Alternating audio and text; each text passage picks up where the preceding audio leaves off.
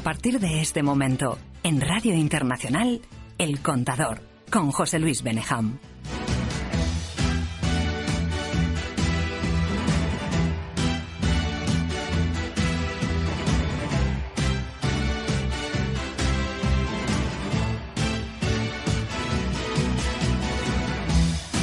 Son las 5 de la tarde y 10 minutos, una hora menos en Canarias. Pues qué alegría reencontrarme con usted, como siempre, en la sintonía de Radio Internacional. Bienvenida, bienvenido a este tiempo de radio que denominamos entre todos El Contador. ¿Por qué? Pues porque contamos historias.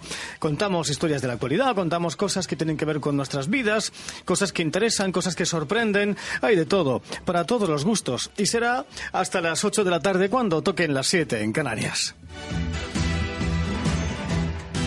Empezamos analizando la actualidad del día. Uf, ¿cómo viene la actualidad del día? Madre mía. Bueno, ¿cómo viene la actualidad de este día? Lo comentábamos ahora mi buen amigo José Luis Barceló, José Ángel Gómez Chamorro, que ya están aquí con nosotros. Buenas tardes a ambos. Buenas tardes. Buenas tardes. Bienvenidos. Y yo mismo lo comentábamos que la actualidad viene cargada de acontecimientos que parecen siempre trascendentales, que parecen siempre de extrema relevancia, un día tras otro. Y llevamos así ¿cuánto tiempo? Pues no se sabe. ¿Y durante cuánto tiempo vamos a permanecer en este estado de embriaguez en el que se encuentra esta la actualidad, ¿no? La actualidad de lo político y de lo social.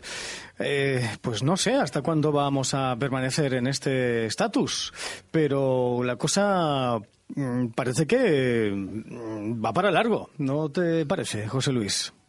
Bueno, el problema es el shock, ¿no? Que no hay, estamos permanentemente sometidos a semana tras semana a detenciones, imputaciones, aspavientos. Ahora que si Bruselas nos da crédito, pero es el único país que todavía queda porque no se rescató, ¿no? Es el único país que no tuvo rescate y el único que está sometido todavía bajo el control de los hombres de negro, ¿no? Y se amenaza. Y bueno, si cumple, a finales de año es posible que nos quiten los hombres de negro. Nadie se acordaba de los hombres de negro, ¿no? Pero ha habido, pues en estos días últimos, José Luis, detenciones de altísimos responsables sobre los que siempre bailó una espada de Damocles. Y es verdad que siempre se había... obviamente. Pero que la semana anterior eran otros, ¿eh? Sí. Bueno, y Cotino, que también es... Y Cotino, sí. Siempre se dijo, ¿no?, respecto de estos responsables políticos que algún día acabarían, pues eso, en manos de la Guardia Civil, que acabarían siendo detenidos, como así ha sido, pero parecía que no llegaba el momento. Y finalmente este momento se ha producido. Parece que todo lo ha desencadenado, que la actuación de la Guardia Civil ha desencadenado el hecho de que se haya echado mano de determinados caudales que estaban ahí ocultos. A un empresario muy famoso que hace un poco más de un año le ha ocurrido lo mismo, que a la hora de querer tapar los agujeros de la empresa de su hija, empezó a traer dinero pensando que ya estaban prescritos, caducados y olvidados los asuntos o archivados en muchos casos, ¿no? Resultaba que no lo estaban. Era el caso de Mario Conde, que también ocurrió lo mismo. Empezó a traer dinerito, espérate, porque lo tengo aquí. Oye, ¿qué haces con 1.000 millones fuera o 200 en una cuenta en Liechtenstein o en Andorra? Bueno, ¿no? pero eso le puede pasar a cualquiera, ¿no? Que de repente tengas 200 o 1.000 millones por ahí. José Luis, el arroz negre... Cuando te hace falta echas mano de eso. El arroz negre con un verdejo fresquito te lo quieres tomar aquí. Claro, efectivamente. No en Bruselas. Ni en un centro penitenciario, a ser posible, me imagino yo.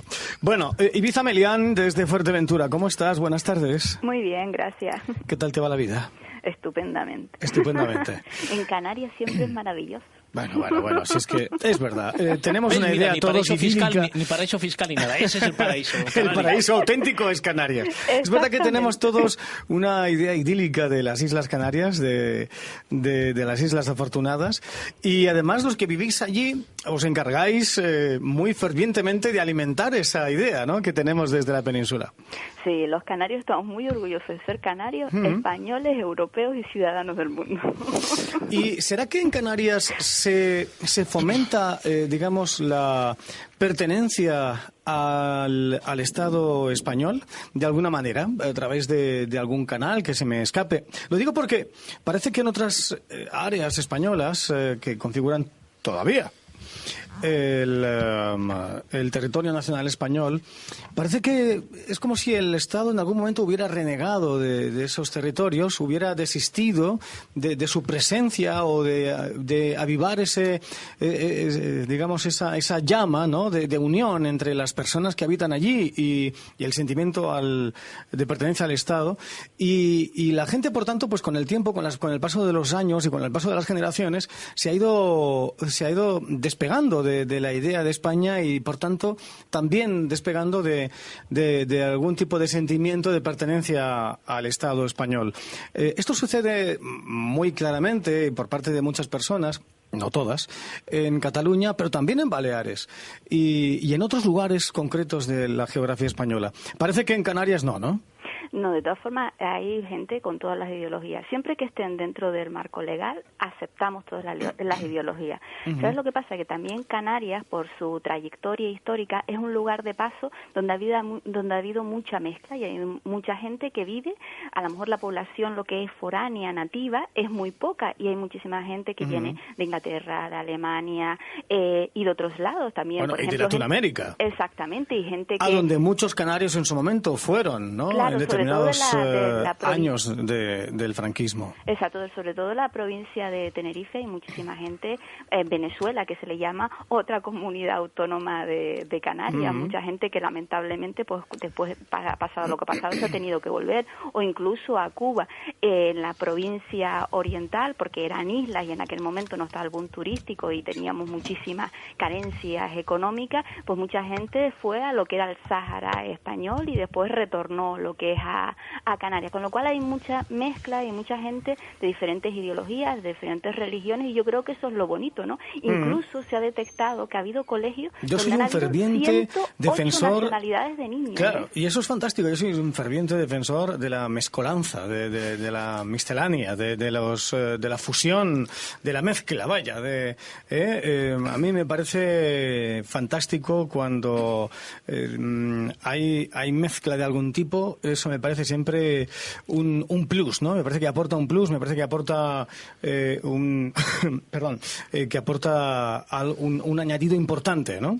Claro, pero lo que hay que entender es eso, que no solo ha estado abierto, sino también al final eso lo que abre es la apertura de mentes y la tolerancia, ¿no? Recordemos que uno de los sitios más emblemáticos de Europa de vacaciones, del orgullo gay y de todo el movimiento drag, por ejemplo, la gala Drag Queen ahora es mucho más vista que la gala de Tenerife de la Reina. Quien tiene la mayor repercusión mediática es la gala de aquí, con lo cual hay cosas que ya se toman por normal, ¿no? Por lo que tienen que ser, que es dentro de la normalidad y dentro de la tolerancia. Y eso lo hemos conseguido gracias a esa apertura al mundo y a toda esa riqueza multicultural que hemos recibido de otros sitios, sin perder nuestra identidad, nuestras tradiciones y nuestra cultura, ¿no? Que eso es lo bonito, el saber fusionarla, y desde luego que todo político de la institución lo que tiene que hacer y preservar es eso. Lamentablemente, pero yo creo que es mucha minoría. Lo que pasa que siempre es verdad que esa minoría es la que se hace más eco en los medios de comunicación. Veíamos hace poco como un determinado dirigente político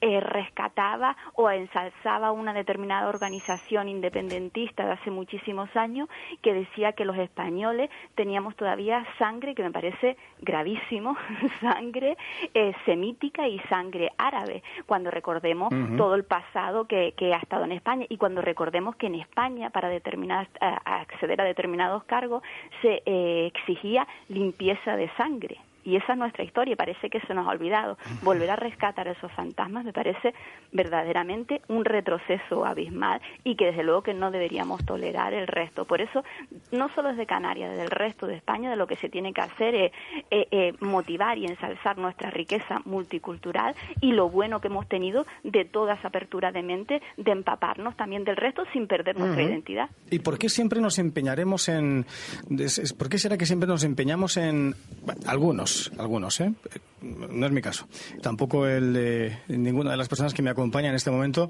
en el programa, en destacar lo negativo, lo que nos separa, en vez de destacar lo positivo, lo que nos une, ¿no?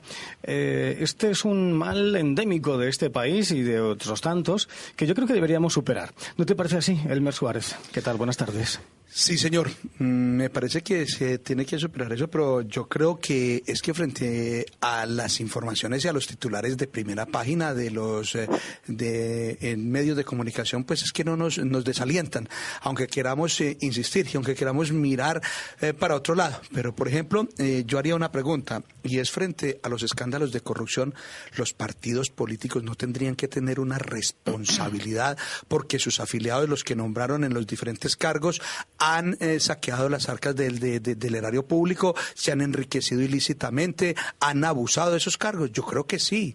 Yo creo que esa ley que tiene que transformarse en la ley electoral y la responsabilidad que los partidos políticos tienen que tener en torno a esos personajes que ellos nombran, tiene que llegar hasta allá esa responsabilidad de los partidos, porque si no se roban el dinero y a ver quién lo devuelve.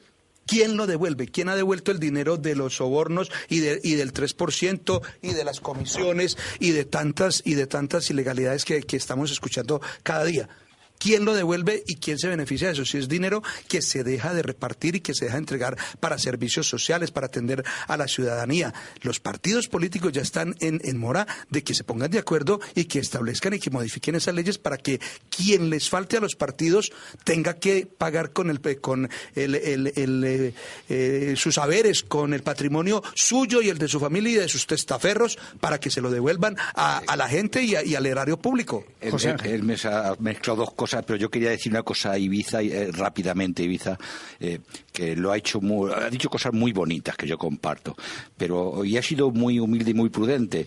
No os quitéis el mérito al que contribuís los nativos por vuestra forma de ser y por vuestra forma de acoger. Yo cuando he ido a las islas me he sentido muy bien y desde luego es verdad que habéis contribuido a que sea una isla con mucha mezclanza, con mucha multicultural, pero los nativos habéis hecho un trabajo espléndido, sin perder vuestra esencia, habéis abierto las islas al resto del mundo y eso, los que no somos de las islas, os lo queremos agradecer, Ibiza. Ibiza también os quería recordar que hay un libro fantástico que yo he leído y que tengo en casa, que es de hace ya años, 10 o 12 años por lo menos, de un profesor de la Complutense que es un inmunólogo reputado, que es Antonio Arnaiz, que se llama Egipcios, Bereberes, Guanches y Vascos. Y ese libro, que reúne investigaciones de tipo genético, pero también de tipo religioso, porque son dos estudiosos. Está también José Alonso García, que es un genetista importante, y hablan sobre un origen común, sobre la cultura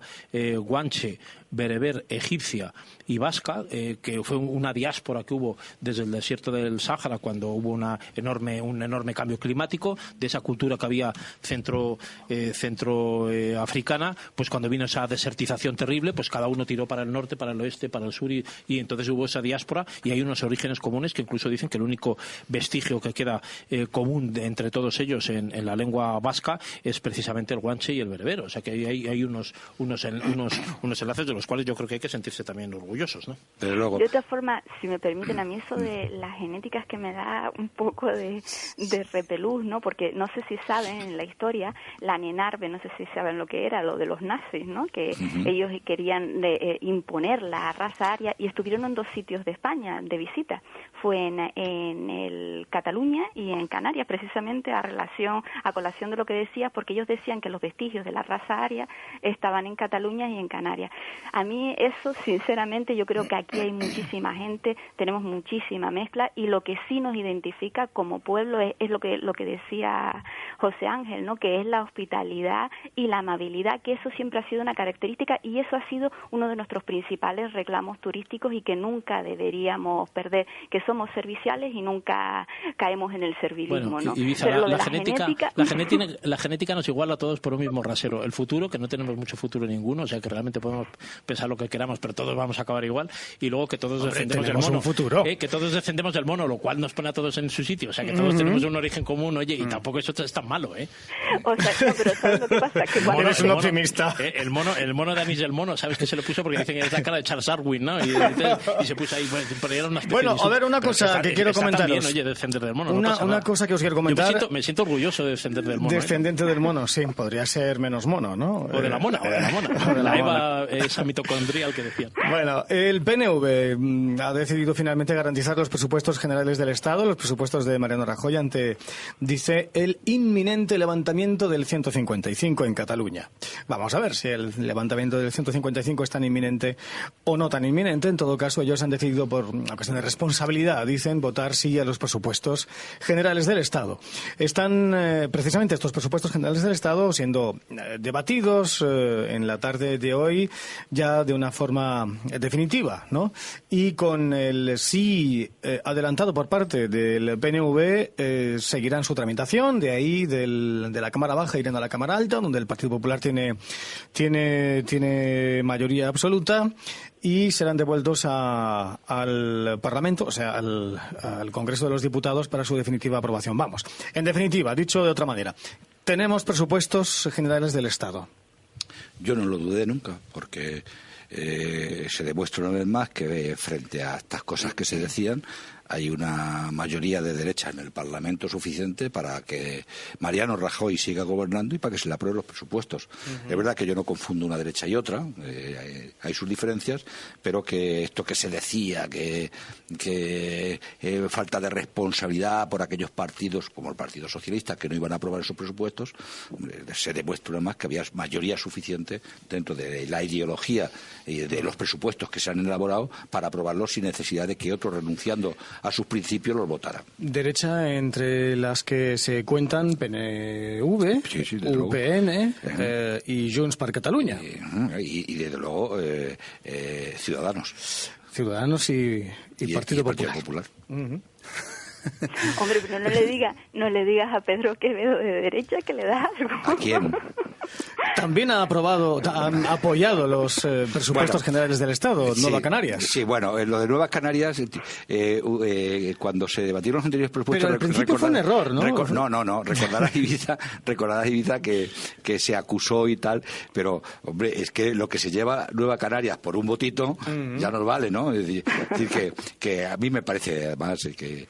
Bueno, Coalición Canaria también su función. Ha apoyado estos presupuestos, ¿no? Como era de esperar, ¿no? Pero, a ver, es por responsabilidad. Ya viene Elmer con un pero. Ya es por responsabilidad, es por el levantamiento del 155, o es por lo que no nos quieren contar, o por lo que no nos cuentan realmente, por lo que no se saca. Cientos de millones por las negociaciones que se hacen, sí, con el gobierno central para poder votar, para poder tener ese voto, para poder tener esos votos y para poder salvar los presupuestos. Eso hay que hablarlo con claridad, porque es que eso no es así por responsabilidad, porque si fuera así no habrían discusiones, y si fuera así no se pasarían tanto tiempo esperando y negociando y venga, reunámonos y venga, hágase el rogar, y después terminan diciendo que sí, cuando se sabía desde un comienzo quiénes iban a respaldar esos presupuestos. Y nada nuevo para el PNV. El PNV siempre ha estado sacándole la tajada a esa posición que asumen.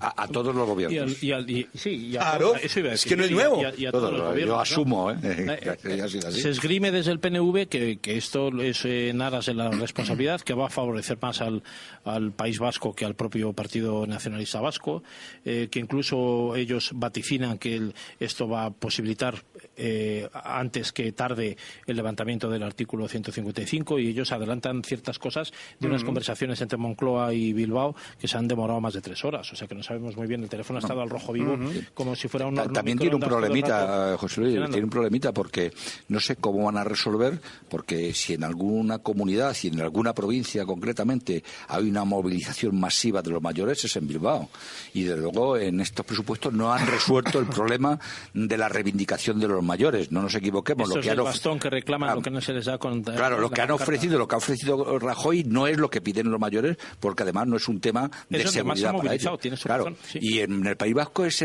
la zona donde más se han movilizado los mayores. Veremos cómo lo resuelve esto el PNV. Y ojo que el PNV y Bildu pactan precisamente en el día de hoy dar a los ciudadanos la nacionalidad vasca en el nuevo estatuto. Yo sí quería recordar antes que también hay que tener en cuenta en lo de la aprobación de los presupuestos que el próximo año hay elecciones autonómicas y seguramente Nueva Canarias, Coalición Canaria y el PNV, independientemente de la ideología que tengan, querrán vender a su electorado o mostrar a su electorado que realmente su presencia en Madrid es rentable para esas comunidades autónomas, ¿no? No solo hay que quedarse con la ideología, sino también por el momento. Me imagino que el PNV lo que dirá que él ha conseguido, y se ha visto, ¿no?, que ha conseguido una cuota en la electricidad, que ha conseguido mayores inversiones en infraestructura y que ha conseguido el tema de las pensiones. Que es verdad que el tema de las pensiones donde se tiene que resolver es en el Pacto Toledo, no en unos presupuestos, y llegar a una decisión a medio y a largo plazo. Que no se ha resuelto, Ibiza, por cierto, lo de las pensiones en los presupuestos. Que no se ha resuelto en nuestros presupuestos lo de las pensiones. Bueno, han dicho que incrementan esa parte, que... Ese 3% que no es para todos, pero que además no hay un compromiso de incremento conforme al IPC fijado como había anteriormente, no hay una garantía de continuidad, en fin, claro, esto no está resuelto. Eso yo creo que todo el mundo es consciente que donde se tiene que arreglar es en el Pacto de Toledo, en esas comisiones donde tienen que llegar a unos acuerdos todos los partidos políticos, porque si no, estamos hablando de algo que es poner parches, pero no hay es que ha habido cerrojo incluso en el 10% claro, veterinario, o sea, no solamente nada. Y además, mira, para el Pacto de Toledo no es necesario que el gobierno elimine el decreto del cálculo de las pensiones en función de las perspectivas de vida, ¿no? Y para eso no hace falta el Pacto de Toledo, y eso no se ha resuelto, y eso es un tema muy importante, porque a partir de... Es decir, dentro de un año, ya el que se jubile en el mes de diciembre del 19 va a cobrar más que el que se jubile con la misma cuota de cotización el que se jubile en enero del 20. Vamos a ver, nuestro experto en cuestiones financieras, no en vano, José Luis Barceló, es director del mundofinanciero.com. ¿Qué es lo que opina al respecto desde un punto de vista, digamos, escrupulosamente técnico de estos presupuestos generales del Estado que están a punto de ser aprobados? Bueno, unos presupuestos que llegan, José Luis, bastante tarde, ¿no? Ahí lo que destaca, que ha pasado desapercibido, es el incremento en el gasto en defensa, que tampoco está todavía aprobado, o sea, pero llega medio año tarde todo. Que, por cierto, el que sí se ha mantenido también es el gasto previsto para la Casa Real, para el mantenimiento de la Casa Real. Incluso con un incremento. Digo, porque había una enmienda por parte de Unidos Podemos. Sí, hay que considerar, de todas maneras, José Luis, sobre esto se hace, vamos, lo digo por quitarle un poco de hierro, porque siempre se está con el tema de los presupuestos, incluso a nivel municipal, ¿no? Cuando no se aprueban los presupuestos en Móstoles, en un ayuntamiento, en Madrid o en cualquier otra ciudad española, siempre surge por la oposición, sea la oposición que sea, da igual que el alcalde sea del Partido Socialista que del PP, tal, que no se aprueban los presupuestos, que se aprueban tarde, todo es porque no llega la cuota de poder suficiente para votar que sí a esos presupuestos que está haciendo el alcalde de turno, y en ese caso el presidente del gobierno. En España la ley permite que se prorrogan los del año anterior, pero es que hay que decir que casi el 40% del presupuesto está asignado, o sea, está ya forzosamente los funcionarios municipales, el gasto general, el capítulo 1, el capítulo 2, gastos de contratos que existen, la recogida de basuras. Al final el margen de maniobra es mínimo. Es un margen de maniobra mínimo en el que puedes hacer muy pocas cosas, ¿no? Con lo cual, quiero decir, incluso la captación de esos fondos. Es difícil moverla. O sea, pero fíjate, el margen de maniobra afecta fundamentalmente a derechos, es decir, a la parte social. Esa es la parte... La dependencia, la educación, los programas de educación, justo en esa mayores, parte la violencia de género. Político, porque en los demás no está el debate político. Nadie dice... Porque es verdad, dices capítulo 1, capítulo 2, está cubierto. Pero es que la parte que resta... Gasto social, educación... Es lo que percibe la ciudadanía inmediatamente. Por ejemplo, durante el gobierno de Zapatero, que tanto se critica y nadie sale a defenderle porque parece que da un poco de vergüenza, pero claro, cuando se montó el cuarto pivote del Estado del Bienestar, pues era difícil de sostener esto porque decían que cayó con el crash del 2007, era imposible mantener financieramente eso, pero como logro social, pues era importante, ¿no? La ley de dependencia fue y sin embargo está sin cubrir, se ha quedado ahí financieramente sin cubrir, pero evidentemente pues estos son objetivos que a lo mejor en presupuestos habría que... Pero financieramente se ha quedado sin cubrir, porque fundamentalmente el Partido Popular en el 2012 hace un decreto Es verdad que por la crisis, porque se tenía que incorporar el grado 1, pero es que ahora ya la crisis que está resuelta no se ha resuelto en lo fundamental. El año pasado no ejecutó 40 millones en dependencia. Sí, bueno, ayer decía Román Escolano, el ministro de Economía, que ya había que empezar a revisar el tema de. Bueno, este año han metido 48, que es imposible. Román Escolano, perdona, es un recién llegado, o sea que también puede ya empezar el hombre a decir, hombre, yo quiero hacer algo, quiero ver, ahora que están bien las cosas, a ver si podemos. Y parece que tiene un argumento, ¿no? Para empezar a decir, oye, hay que reclamar una mejora en los salarios, las empresas no pueden solamente restringir gastos, sino que empiezan a tener márgenes de beneficio, pues asignemos a esto, ¿no? Elmer lleva con la mano levantada un buen rato. Adelante. Yo quiero preguntar, ¿en dónde están incorporados en los presupuestos el dinero que los bancos le van a devolver al erario público? Porque se los dieron y dijeron que no se los iban a dar, que eso era un préstamo. ¿Cuándo los han empezado a devolver al erario público? ¿Cuándo los han incluido en el presupuesto? Ya. No aparecen. No están. Bueno, entonces formas, se regalaron, ¿no? Y se les espera. Se abandonaron. Se les espera. De todas formas, respecto a los presupuestos, hoy leía en un artículo, no sé dónde, que los hombres de negro, aquella famosa control, ¿no?, que nos tenían desde Europa, todavía siguen ahí, ¿no?, con los gastos. Y tenemos ahora, vemos la situación, ¿no?, en Cataluña, que quizás afecte al resto de la economía, como puede ser la bajada del turismo. También están abriendo los destinos del norte de África, Turquía, Túnez, o puede ser Egipto, y ya no tendremos esos crecimientos turísticos tan importantes. Después, además, la subida del petróleo. Y hoy veía también el tema de los aranceles de Estados Unidos, cómo podían afectar a la aceituna, ¿no? Y se preveían que 8.000 puestos de trabajo peligrarían con esto, ¿no? De todas formas, los presupuestos yo creo que deben tener el máximo consenso, porque también tiene que haber una estabilidad. Muchas veces para gastar también hay que mirar de dónde controlar ese gasto para que no haya otro desfase y no lleguemos a una situación que no nos gusta a nadie. Sin embargo, muchas veces esas situaciones no se miran, como por ejemplo, muchas veces lo que decimos, ¿no?, la reorganización de la administración pública, como ya pasó en Italia con Monte, como pasó en el resto de Europa, y en España esa reforma no la hemos abarcado, hemos dejándola postergada y nadie la ha tomado. Y es más, cuando alguien la ha introducido en su programa político, automáticamente la ha tenido que quitar. Bien, vamos a tratar otros asuntos. Tenemos muchos asuntos que abordar de aquí en adelante hasta que toquen las 6 de la tarde, 5 en Canarias. Quiero saludar en este momento ya a Francisco Canals, que se encuentra con nosotros vía telefónica también. Francisco, ¿cómo estás? Buenas tardes. Francisco, buenas tardes. Sí, hola, ¿qué tal? Buenas tardes. Buenas tardes, ¿qué tal? ¿Cómo estás? ¿Os ha sorprendido el hecho de que una prejubilada en relación a los ERE haya dicho ante el Tribunal de Justicia esta mañana que Griñán lo sabía todo en relación a este tema? Bueno, no me extraña porque, mire, hay una vieja ley del periodismo, de sucesos y también del mundo policial que dice que siempre hay alguna persona que sabe alguna cosa en las estafas, en la corrupción política, en los crímenes. Siempre hay alguien que ha escuchado alguna cosa, que ha leído alguna carta, que ha accedido a alguna conversación indiscreta. Por tanto, ese principio de la verdad está allí y creo que en el fondo es bueno que exista. ¿Alguna opinión? No, me parece que hay que dejar trabajar a la justicia y que si en el tema de los seres hay alguna cosa impune o hay alguien a quien procesar, encarcelar, castigar, lo que sea necesario, con tal de que se aclare. Porque antes, lo decía antes al principio, aquí tenemos que empezar a pedir responsabilidades individuales a aquellas personas que verdaderamente han cometido algún delito. Y inclusive nosotros en el Partido Socialista ya lo estamos hablando desde hace tiempo y seguramente si tenemos oportunidad lo vamos a hacer. La reclamación patrimonial que decía me parece fundamental introducirla como cláusula para que aquel político se lo piense.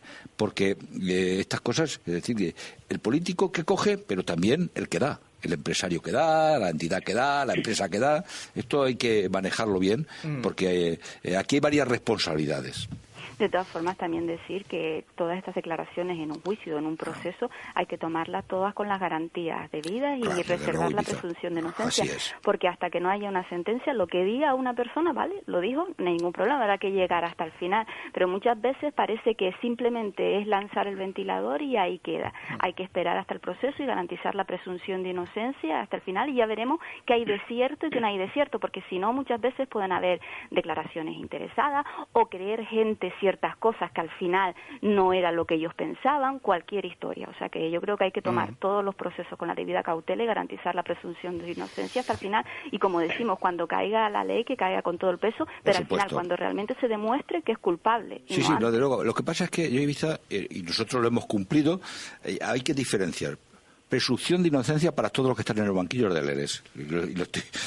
Pero políticamente también hay que actuar, y las personas que tenían que estar fuera del Partido Socialista y exigir esa responsabilidad de entrega de sus cargos y de sus actas, se ha exigido. Y eso yo creo que es también la parte de la responsabilidad política que hay que ejecutar. Y lo digo yo para que no lo diga nadie, pero ahí están sentados los dos presidentes que, con toda la presunción de inocencia del mundo hasta que termine el juicio, pero la responsabilidad política ya la han asumido. Yo, en esta parte, estudié Derecho y me van a permitir, yo creo que eso no resuelve la corrupción. No, desde luego Lo que no. resuelve la corrupción es por qué es tan fácil llegar a esa situación. Bueno, yo creo y que como en todo, actividades preventivas. La es decir, permanencia... por qué los controles no funcionan. Ahora, hacer esas grandes algarabías, decía Laercio, un escritor griego, un escritor romano, que en aquella época, que muchas veces para mantener el sistema lo que hay que hacer es colgar a las pequeñas personas, ¿no? Para mantener que todo siga igual. Entonces, en ese sentido es preventiva.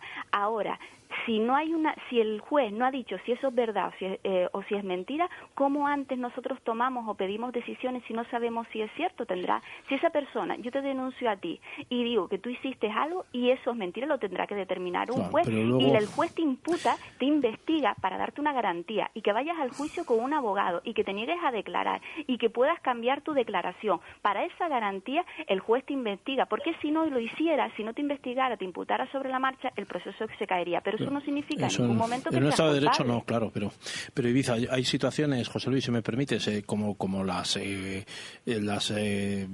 versiones que ha vertido en el ABC la jueza Alaya, que son de juzgado de guardia. Si eso, si no es verdad, a las personas que ella está acusando o señalando de alguna tal, eso requiere una querella criminal de inmediato contra Alaya, ¿no? Pero si eso no se produce, que se trata de si eso no se produce, quiere decir que ella tiene guardadas cintas, grabaciones, fotografías, cosas y tal, porque si no, porque eso no es imposible sostenerlo. Si no, no puede decir una señora ahí que ha sido jueza una cosa y que no tenga esto. Tiene que caer una querella encima. Si no cae, pues oye, ya es que el tema es tremendo, ¿no? Pero las pruebas se practican en el juicio oral. Lo que hay en la instrucción pueden haber 20.000 cosas, pero donde se practican las pruebas es en el juicio oral, y en base a esas pruebas es la que se determina una sentencia, culpable o inocente, pero da igual que sea del partido X, del Y o del Z. Yo creo que tiene que haber unas garantías para todo el mundo por igual, porque si no, al final esto termina por ser un espectáculo, ¿no? Parecen más autodefensa que otra cosa.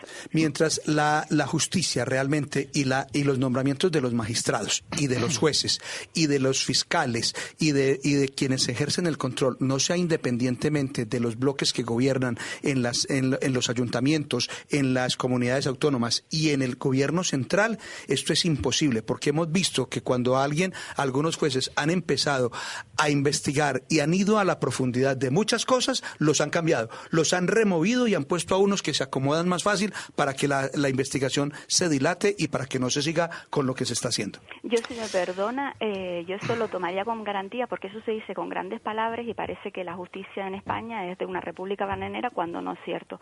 Tenemos que recordar de dónde viene esto, y José Ángel seguramente me lo ratificará. En 1980, cuando salimos de la dictadura, se permitía, es el Consejo General del Poder Judicial, lo que se elige por el Senado y el Congreso. En esa época se permitía que la mitad de los vocales del Consejo General del Poder Judicial, que es el órgano de gobierno de los jueces, lo eligiesen los propios magistrados. Y en aquella época, y de ahí viene la famosa frase de Alfonso Guerra, de Montesquieu ha muerto, cuando resulta que decían, y a lo mejor con su lógica en aquel momento, en la época de Felipe González, que como esos jueces venían del régimen, podían ser más afectos a cuando dictaran sentencia ir sobre un determinado lado, porque ahí es donde se deciden los ascensos de los jueces al Tribunal Supremo, a la audiencia y demás. Y se cambió para que fueran todos los elegidos por el Congreso y el Senado. Eso se cambió en 1985. Cada partido caído a las elecciones ha dicho, y cuando lleguemos al poder lo cambiaremos. Ningún partido cuando ha llegado al poder lo ha cambiado. A lo mejor es el momento de volver a la ley del Consejo General del Poder Judicial de 1980, que la mitad de los jueces la elegían los magistrados y la otra mitad de los jueces la elijan lo que es el Congreso y el Senado, que son las recomendaciones del Consejo Consejo de Europa, del Greco. Pero eso no infiere que la justicia en España no sea independiente. Yo creo que hay que matizarlo también en todos los puntos, porque si no ese lanzamiento de ese eslogan todos los días a los ciudadanos, estamos haciendo un flaco favor al sistema. Me encanta José Luis Ibiza cuando ha dicho en 1980, cuando acabó la dictadura, o sea, no dice en 1975 o 78 cuando muere Franco, y luego dice en 1960 cuando acabó la dictadura. Hubo un proceso, ¿verdad? En su punto correcto. Bueno, vamos a ver, son ya y 43, Dios mío, pasa el tiempo volando, tenemos muchos asuntos por delante todavía. Brevemente, Ibiza Melián, precisamente la Audiencia Nacional cierra la investigación contra Trapero y lo envía a juicio por sedición en este nuevo auto que hemos conocido hoy de la juez Lamela. Sí, yo creo que lo que hay que tener aquí, y además si nos leemos lo que es todo lo que dice la jueza Lamela, coincide en muchas cosas con lo que dice el juez Llarena, ¿no? De todo esto, ¿no? De cómo había presuntamente, decimos, todos son presuntos hasta que no hay una sentencia, hay un juicio oral y hay una sentencia. Presuntamente tenían todo organizado, de cómo además hace alusión a la que había un informe en el que se repartían cada uno las tareas y había una comisión que era la que tomaba las decisiones. Por eso se le imputa, por una parte, lo que es la sedición, los delitos se pueden perpetrar como autor o se pueden perpetrar por comisión o por omisión. Es decir, si tú ves a otra persona, eres policía y ves a otra persona que está cometiendo un delito y tú no haces nada, al final serías tan culpable como esa persona que lo está cometiendo. Eso sería por comisión, por omisión o como cooperador necesario. Es decir, tú haces determinados elementos para que el otro lleve a cabo, que son absolutamente necesarios para que el otro lleve el delito. Entonces la organización criminal, ella desgrana que supuestamente, presuntamente, había un informe que es lo que se incauta y toda la documentación que presuntamente se intenta incinerar y incauta la policía, en el que se describe cuál iba a ser todo el tratado, que iban a intentar forzar una negociación. Si no hubiese la negociación en el sentido que ellos querían, pues iban a llegar hasta la independencia. Y la sedición, que digamos que es el delito pequeño de la rebelión, habla de hacer acciones tumultuarias para impedir que se realicen las acciones de la justicia o lo que dictamine la justicia. Entonces ella habla de cuando el 20-21 de septiembre, enfrente de la Consejería de Economía, cuando llegó la secretaria y llegaron los policías y no los dejaban salir de allí, presuntamente ellos estaban coordinados y no hicieron nada para auxiliar a esa gente. Y después, el 1 de octubre, presuntamente se incautaron de que hicieron la apariencia, presuntamente, volvemos a repetir, de que estaban haciendo su cometido, pero que al final tenían claro de que iban a facilitar en todo momento y supuestamente incluso le dieron información al resto de las personas para saber dónde estaba la Policía Nacional y la Guardia Civil, y habla incluso de aquellos elementos supuestos de espionaje a determinadas personas de la Policía Nacional y de la Guardia Civil. Por eso lo que se les imputa es una organización criminal, es decir, había una estructura estable que tenía fijados presuntamente cometidos a cada uno y que iban a ejecutarse, de qué tenía que hacer cada cual para llegar a esa supuesta independencia, y después la sedición, que es cuando se impide que se cumplan esas decisiones judiciales y habla de los reiterados cuestionamientos o que no se cumplieron de lo que es las decisiones del Tribunal Constitucional y todos los autos de la justicia y que no llegaron a cumplirse, ¿no? Dirigimos bastante bien. Dirigimos nuestra mirada ahora hacia otro asunto, y es que el narcotráfico está en plena efervescencia en el Estrecho. ¿No es así, Francisco Canals?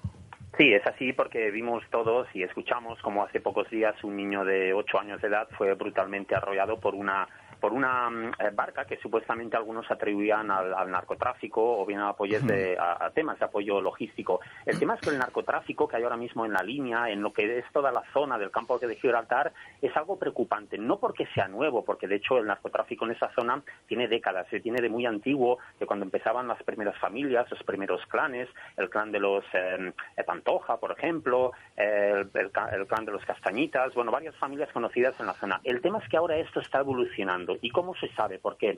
Primero, por el número de decomisos, es decir, pensad que en el primer trimestre del 2018 se ha incautado el equivalente a todo más del 50% del año pasado, y ahora mismo hablamos de un promedio de 750 detenidos cada año. Se estima que la policía, las autoridades, interceptan aproximadamente un 20% de todas las planeadoras, que son esas lanchas que corren a 120 kilómetros por hora. Pero hay otros elementos preocupantes, el hecho de que esas mafias que primero eran familias puedan estar convirtiéndose en un clan. ¿Por qué digo esto? Porque ahora mismo, por ejemplo, la policía ha podido comprobar, constatar que existe un elevado grado de organización. Por ejemplo, algunas de esas mafias disponen, por ejemplo, incluso de una red de antenas que permiten, por ejemplo, detectar la cercanía de helicópteros, de patrulleras de la policía, tienen su propia red de informadores, tienen ojeadores, en fin, tienen toda una red colaborativa que antes no existía. También hay síntomas de que podrían ahora mismo haber mafias que ya se están atracando, que se están robando entre ellas. En fin, cuando esto llega a un extremo, pues podemos decir que poco a poco, si la policía no para esto, estamos llegando a lo que sería un clan de la droga, una especie de clan del sur de Europa, ¿verdad?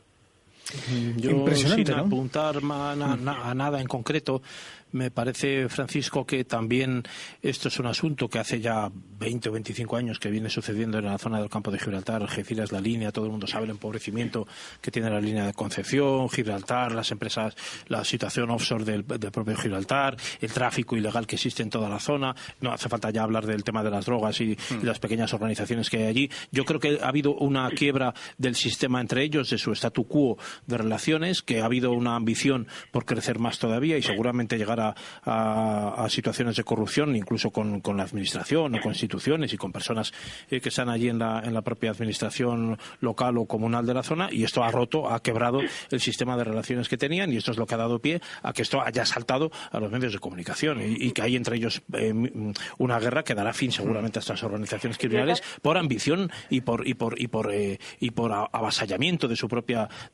situación de ser. O sea, han llegado ya a un estado de soberbia o de situación de amos de todo del campo de Gibraltar y de toda la zona de la línea de Algeciras. Y de sensación de impunidad. De sensación de impunidad. Nunca ha pasado nada ahí, porque esto está empezando a salir ahora. Pero, hombre, todos sabemos, los que hemos viajado por la zona, sabemos que todo esto lleva mucho tiempo ya allí, ¿no? Y ha contado con la connivencia de muchos organismos, de mucha gente que ha estado al mando de organismos públicos, de instituciones, de ayuntamientos, etcétera.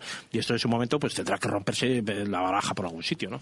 Hay un tema de narcoeconomía que creo que al final es el problema que hay de fondo. Es decir, pensad que en poblaciones como Cádiz o La Línea hay un promedio de un 30-35% de tasa de desempleo, pero es más, en algunos barrios concretos esa tasa puede llegar a superar el 60-65%, que serían los índices prácticamente más altos de toda Europa, ¿verdad?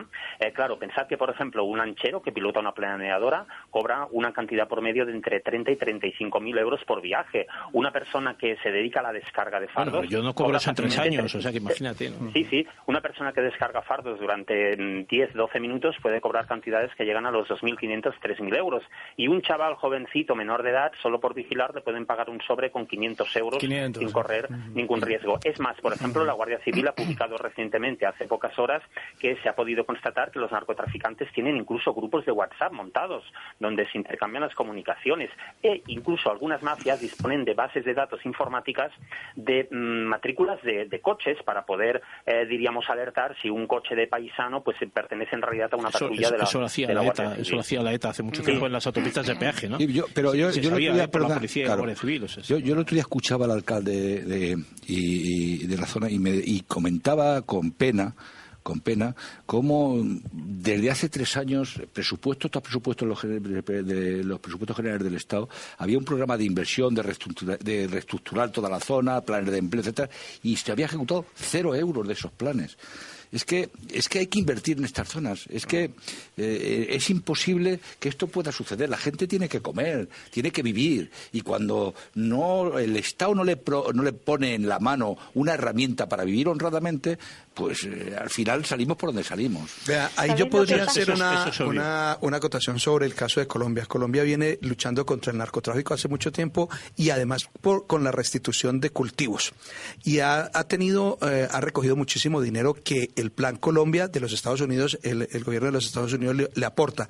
Y ha aumentado, cosa rara, que en vez de erradicar los cultivos de 50.000 hectáreas que habían hace 2 años, se han aumentado a 200.000 hectáreas, a pesar del dinero que se ha recibido. Entonces es donde se dice, ¿a dónde va a parar ese dinero? Y los que lo controlan, y las Fuerzas Armadas, y las Fuerzas Militares. ¿De qué manera gestionan?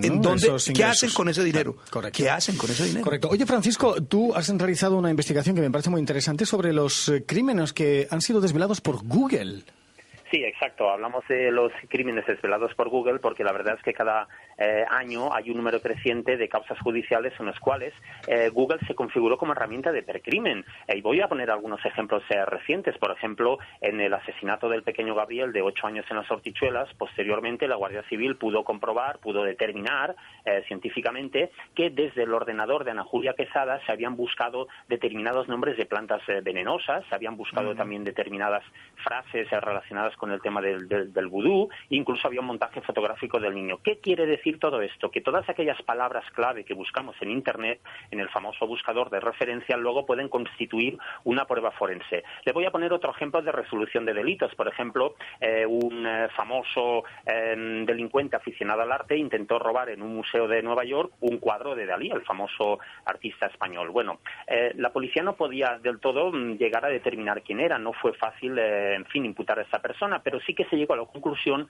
de que este individuo podía haber buscado desde su ordenador repetidamente la información relativa a esa obra de arte, ¿de acuerdo? Quiere decir que cuando una persona tiene mucho interés, por ejemplo, en perpetrar un delito, un atraco, una sucursal bancaria, por ejemplo, ¿qué hacían los merodeadores antiguamente? Pues bueno, cuando iban a atracar un banco, pues merodeaban por el lugar, paseaban, se hacían pasar por cliente, miraban las fachadas, las distancias de huidas. ¿Cómo se hace ahora todo esto? Pues lógicamente a través de Google Maps.